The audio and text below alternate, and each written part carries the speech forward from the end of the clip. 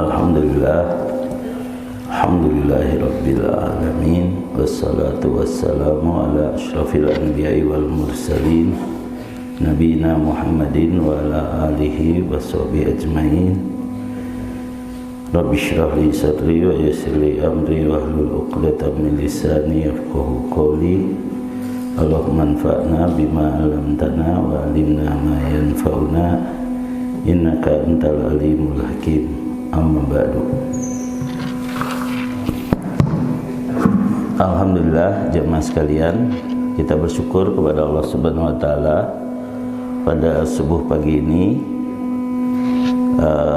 kita bisa melangsungkan kajian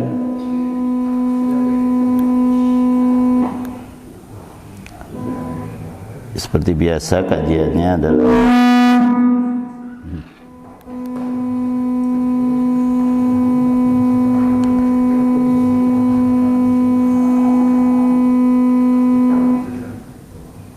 tes.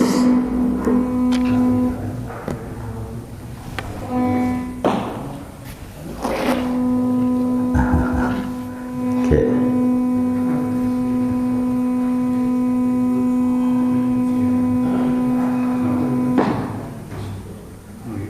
Tes. Speaker atau HP?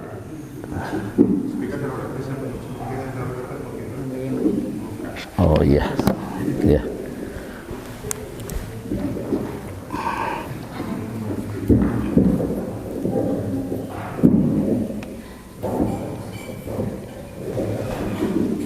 Ya. Kalau ini satu saluran ya, kabel. Kalau tadi pakai udara tabrakan juga namanya. Baik, untuk hari Selasa subuh seperti biasa kajiannya adalah kajian akidah, di mana akidah ini harus dipegang dengan yakin, dan keyakinan hanya muncul dengan ayat ya. Karena kalau berdebat dengan logika, dengan perasaan itu nggak selesai-selesai ya, seperti yang kemarin terjadi ketika datang pembesar orang kafir, lalu sikap sebagian tokoh itu seolah-olah menghormati, memuliakan, membesarkan. Itu secara perasaan memang kayaknya benar, tapi kalau secara ayat itu berarti menentang ayat ya, karena kita bersikap wala, bersikap setia kepada orang-orang yang menentang Allah dan Rasulnya, yaitu kita nanti kalau setuju dengan perilaku mereka akan digolongkan menjadi orang Yahudi dan Nasrani. Itu jelas ayatnya ya, surat Al-Maidah ayat 51. Kemudian kalau kita mencintai orang-orang yang menentang Allah dan Rasulnya, berarti kita tidak termasuk golongan Allah, kita akan termasuk golongan setan ya. Nah, kalau ditunjukkan ayat-ayatnya seharusnya sudah sangat jelas, tapi ketika pakai perasaan, pakai logika, ini kan tamu, ini kan orang terhormat di negaranya, jadi harus kita muliakan dan lain sebagainya. Kalau sikap berlebihan seperti itu mah sudah bukan memuliakan lagi, itu sudah cenderung kepada kekafiran ya. Surat ke 98 ayat ke-6, surat ke 5 ayat 51, kemudian surat ke 58 ayat 22. Ini permasalahannya saya sedang menyampaikan tauhid. Nah, prinsip-prinsip tauhid itu jelas ya dalam ayat-ayat Al-Qur'an ya. Silakan. Al-Bayyinah ayat ke-6. Sungguh orang-orang kafir dari golongan ahli kitab dan orang-orang musyrik akan masuk ke neraka jahanam. Mereka kekal dalamnya selama-lamanya. Mereka itu adalah sejahat-jahat makhluk. Ya, jadi itu ya. Sejahat-jahat makhluk adalah orang-orang yang kafir, baik dia ahli kitab yaitu Yahudi dan Nasrani, maupun musyrikin yaitu yang selain mereka, Buddha, Hindu, Konghucu dan lain sebagainya, menurut Al-Quran. Kemudian ketika saya sampaikan di salah satu forum, ada anak muda yang bertanya, Ustadz, kalau didengar oleh orang-orang non-Islam, nanti apa Ustadz tidak disebut memecah belah umat atau apa namanya bersikap bermusuhan dan lain sebagainya. Enggak, selama kita menyampaikan ayat mah tenang. Saya bilang, kenapa? Ya kita katakan itu mah ada terjemah ayat, sudah jelas ayat Al-Quran. Emang kamu percaya sama ayat Al-Quran? Mereka pasti bilang, ya enggak, kami kan bukan orang Islam. Ya sudah, kalau nggak percaya nggak usah tersinggung kan gitu. Ya tapi kalau benar gimana? Kalau benar ya tinggal masuk Islam saja, beres juga kan gitu. Apalagi ini kita disampaikan di antara orang Islam lagi, jadi jangan khawatir ya. Yang kedua surat 5 ayat 51 ya. Al-Maidah ayat 51 ini ayat yang terkenal, yang dulu bisa menggerakkan ya bangsa Indonesia untuk berkumpul di Monas hari itu. Itu surat 5 ayat 51. Bismillah. Dilarang berteman setia dengan orang-orang Yahudi dan Nasrani. Wahai orang-orang yang beriman, janganlah kamu menjadikan orang Yahudi dan Nasrani sebagai teman setiamu. Mereka satu sama lain saling melindungi. Barang siapa di antara kamu yang menjadikan mereka teman setia, maka sesungguhnya dia termasuk golongan mereka. Sungguh Allah tidak memberi petunjuk kepada orang-orang yang zalim. Ya, jadi kalau kita dekat dengan orang kafir nanti digolongkan seperti mereka. Yang ketiganya surat ke-58 ayat 22 ya.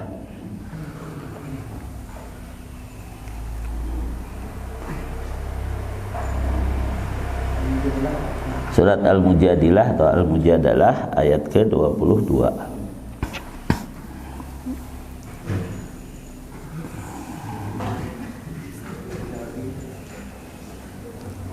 Ayat 22 ya, 58 ayat 22.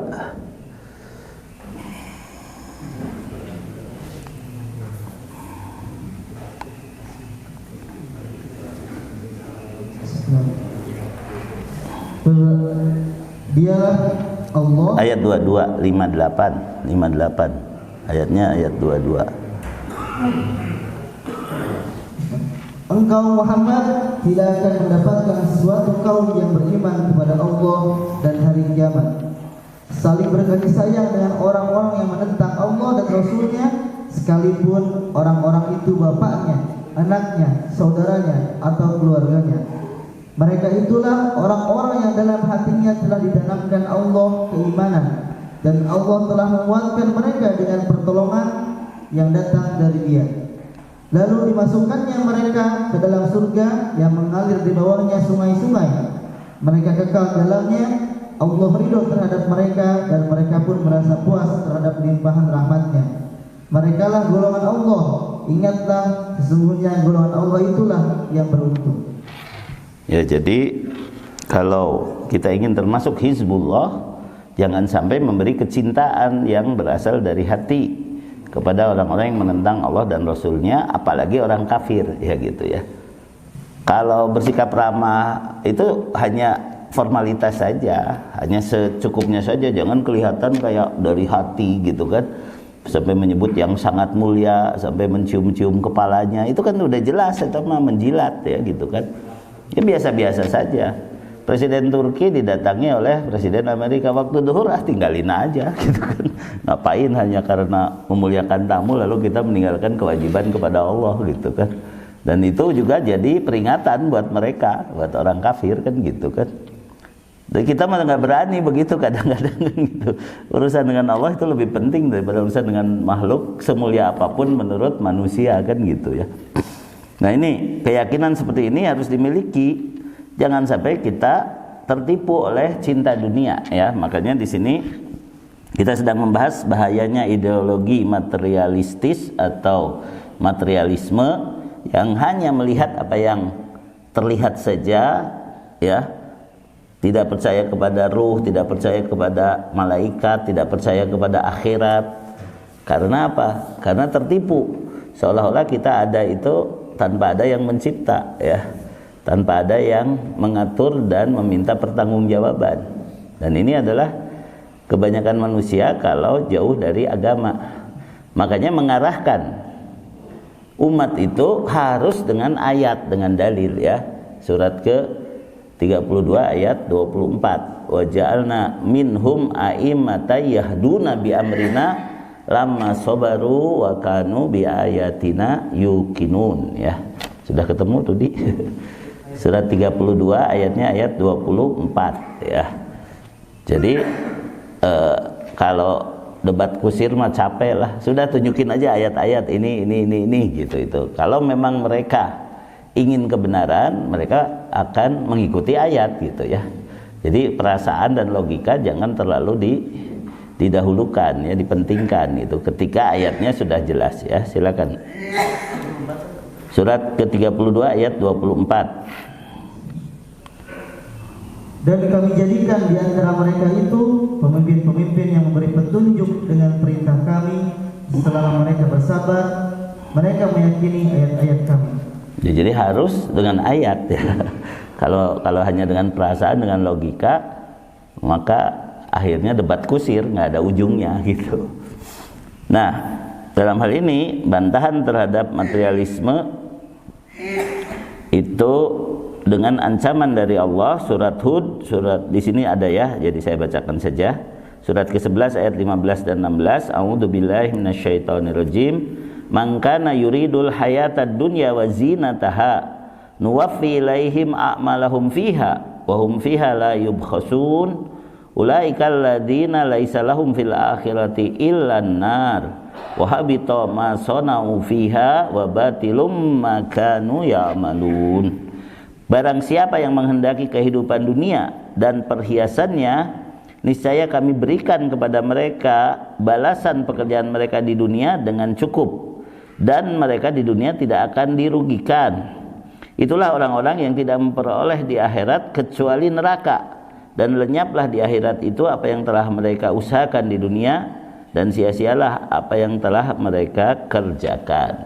Ya, jadi diberikan dengan cukup di dunia itu maksudnya mereka tidak bisa mengatakan kok kerja kami tidak ada balasannya. Sudah ya, dengan dihidupkan di dunia, dengan diberi rizki, dengan dia merasakan kegembiraan di dunia, itu sudah ada balasan. Tapi karena mereka ingkar terhadap ayat-ayat Allah, di akhirat tidak punya lagi kebaikan, tinggal mendapatkan siksaan karena tidak mempertanggungjawabkan kehidupannya dengan benar ya. Makanya kan Allah itu adil, walaupun menyiksa hambanya dengan siksaan yang sepedih-pedihnya di neraka. Kenapa? Karena telah menurunkan hujah, telah menurunkan peringatan. Jadi kalau kita nggak ngomong, keenakan mereka.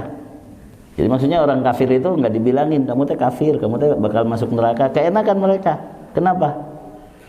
Karena kita kan sekarang dibungkam nih, makanya adzan nggak boleh dikumandangkan, teh salah satunya itu, nggak boleh ngomong gitu kan. Kalau kita yang sudah beriman, sudah berusaha untuk taat saja, belum tentu masuk surga, belum tentu selamat dari neraka. Lalu kita diam saja ketika ada orang kafir, ya mereka keenakan, mereka bisa beralasan, ya Allah saya nggak ada yang ngasih tahu, ya gitu kan. Udah kasih tahu saja sekarang gitu kan, dan kita jangan takut gitu kan. Nah seperti itu. Nah oleh karena itu di sini harus disampaikannya tadi berdasarkan ayat-ayat ya, jangan cuma dengan perasaan atau logika. Dan lakukan karena Allah, jangan karena kepentingan dunia. Nah gitu. Ancaman ini berlaku bagi seluruh orang yang berpandangan materialis ya, yaitu hanya melihat dunia saja yang dipentingkan. Ada dua macam ya. Satu, dia sholat, dia saum, dia bersedekah, tapi tujuannya untuk dunia. Sholatnya biar tetap kaya, biar tetap terjaga kedudukannya ya. Sedekahnya biar lebih banyak lagi uangnya gitu kan. Banyak orang yang begitu ya. Itu kena ancaman ini ya. Baik mereka yang melaksanakan amalan ukhrawi tapi untuk tujuan duniawi, seperti orang-orang munafik yang amalannya ingin dilihat dan dipuji orang lain, yaitu riya. Itu golongan yang pertama. Golongan yang kedua adalah orang-orang kafir yang jelas-jelas hanya dunia saja yang mereka pentingkan ya. Atau orang-orang kafir yang tidak percaya adanya hari kebangkitan dan hisab, seperti kondisi kaum jahiliyah dan para penganut ajaran yang merusak, seperti kapitalisme, komunisme, sekularisme, dan ateisme ya. Bagaimana kalau orang-orang kafir itu juga percaya akhirat tapi dengan versi mereka? Ya tetap saja sama. Hakikatnya mereka mengejar akhirat dengan cara yang salah, berarti mereka menyembah hawa nafsu ya begitu ya. Itu surat ke-45 ayat 23. Jadi setiap orang yang masih ada tujuan batiniahnya, masih ada tujuan akhiratnya, tetapi tidak mentauhidkan Allah, yaitu tidak beragama Islam, itu hakikatnya dia sedang menyembah hawa nafsunya. Nah begitu ya. Ayat 23 surat Al-Jathiyah ayat 23. Maka 45 ayat 23 ya. Maka pernahkah kamu melihat orang yang menjadikan hawa nafsunya sebagai Tuhannya dan Allah membiarkannya sesat dengan sepengetahuannya, dan Allah telah mengunci pendengaran dan hatinya serta meletakkan tutup atas penglihatannya? Maka siapakah yang mampu memberinya petunjuk setelah Allah membiarkannya sesat? Mengapa kamu tidak mengambil pelajaran? Ya, jadi setiap yang tidak mentauhidkan Allah, memilih agama lain selain Allah, itu dia sedang menyembah hawa nafsu. Dan pasti sehebat apapun amalan mereka tidak akan diterima, ya. Yang mencari agama selain Allah, yang beramal bukan dengan didasari tauhid, itu tidak akan diterima, ya. Surat ke-3 ayat ke-85 ya, surat Ali Imran ayat 85. Dan ayat-ayat ini dulu waktu SD, SMP ada di buku pelajaran agama Islam. Sekarang sudah hilang ayat-ayat begini tuh gitu.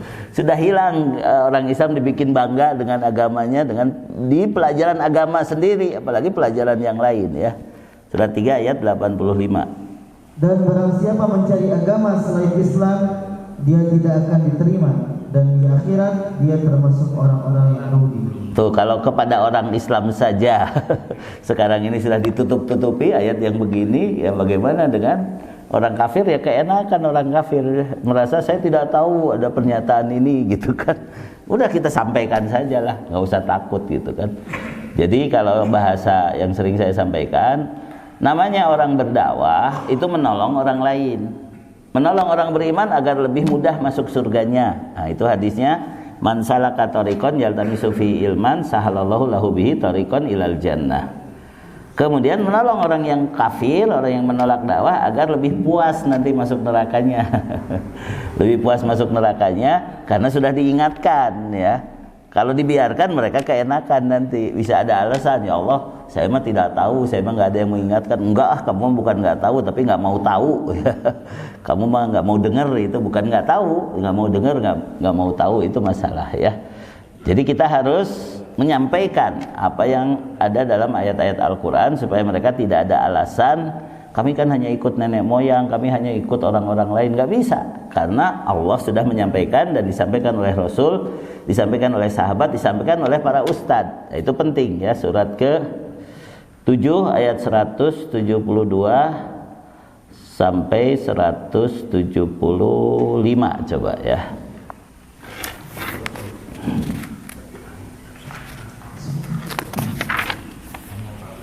Pengkhianatan orang-orang Yahudi terhadap perjanjian manusia dengan Allah, yaitu ketahuilah sesuai dengan fitrah manusia.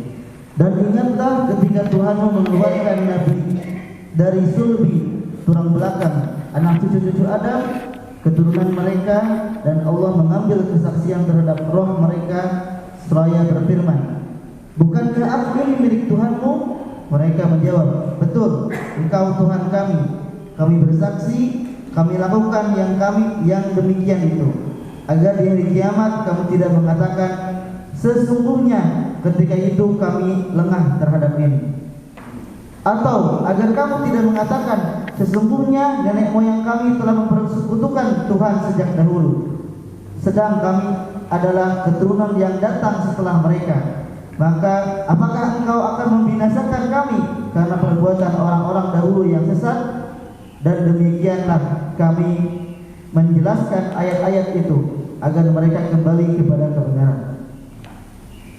Ya, jadi kita harus menyampaikan supaya mereka tidak ada alasan ya. Saya kan hanya ikut-ikutan, nggak bisa. Alasan ikut-ikutan itu ketika sudah ada yang menyampaikan dan mereka nggak mau dengar, maka itu tetap akan membuat mereka disiksa sebagaimana kaum Nabi Nuh Setelah tahu Nabi Nuh itu utusan Allah yang menyampaikan peringatan untuk tidak menyembah patung-patung, mereka kemudian kalau ketemu Nabi Nuh ditutupkan bajunya ke muka mereka. Kalau Nabi Nuh ngomong, mereka masukkan jarinya ke telinga mereka, tapi tetap disiksa. Karena itu mah bukan tidak tahu, tapi tidak mau tahu. Ya, jadi tetap aja disiksa gitu. Karena sudah sadar bahwa Nabi Nuh ini seorang rasul, maka mereka berusaha menghindar dari siksa dengan cara nggak mau lihat, nggak mau dengar kan gitu. Tetap saja disiksa ya. Itu surat Nuh mulai ayat ke-5 ya, coba. Surat ke-71 ya, Nuh itu ya.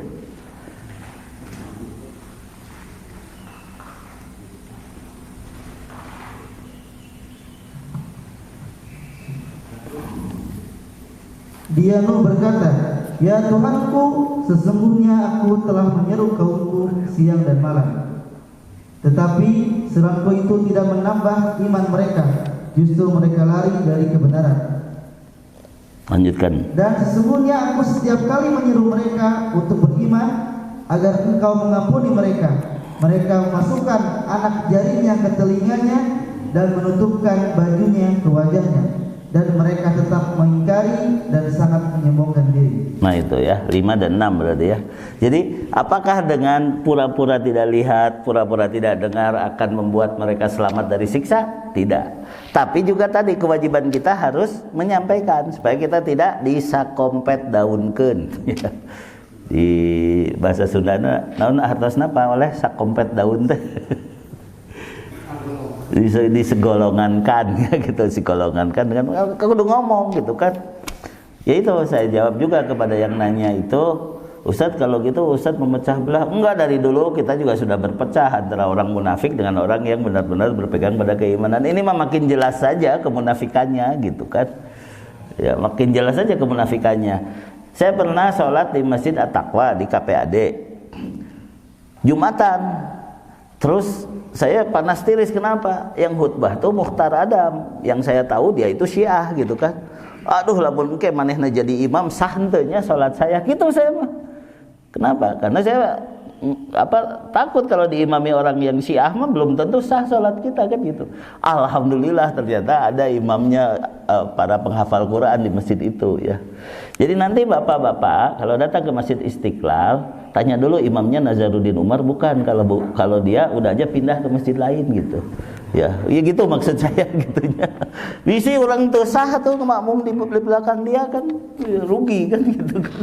Jauh-jauh Istiqlal imamna eta rugi atuh bisi teu sah ke salat urang. Nah ini kalau prinsip tauhid harus bisa sampai ke sana gitu kan. Tapi biasanya itu hanya ngaku saja imam besar, jarang imam mana nama gitu. Dia mah hanya ambisi jabatannya doang. Mungkin dia mentarget jadi menteri agama ya. Mudah-mudahan Prabowo sadar kan. ulah dijadikan lah nu kitu mah gitu kan. Masalahnya apa? Kalau sekarang dia memang menentang sunnah, menentang tauhid, tapi ya kurang pintar lah gitunya. Kurang pintar nanti nambah kuota haji kalah ka dijualan akhirnya jadi kasus kan gitu. Kalau ini mah yang nyium kepala paus dia rada pintar masalahnya. Namun jadi menteri agama nanti ngerusaknya lebih besar. Orang yang pintar itu ngerusaknya lebih besar kalau dia merusak agama ya. Mudah-mudahan tong dipakai lah itu mah. Ambisius banget ya, ambisius jabatan ya, termasuk jadi imam masjid ini hanya sekedar jabatan ambisi saja gitu. Ya karena track recordnya seperti itu ya. Nah ini harus diomongin ya. Dan saya tidak ada beban apa-apa kan saya sudah bilang ke bapak-bapak. Saya mah jadi anggota DPR nggak mau, jadi menteri nggak mau, jadi gubernur nggak mau. Kenapa? Ada memang gubernur nawaran, gitu kan. Tapi prinsip dasarnya jangan terikat, gitu kan. Jangan terikat supaya kita jelas bahwa kita mencintai bangsa ini tidak perlu dengan memegang jabatan, tapi kita mengingatkan orang-orang yang diamanahi oleh Allah untuk mengurus urusan umat itu harus amanah, harus membawanya ke jalan Allah. Yang saya kagum ya, Rocky Gerung aja ngomong begitu. Rocky Gerung ditawari jadi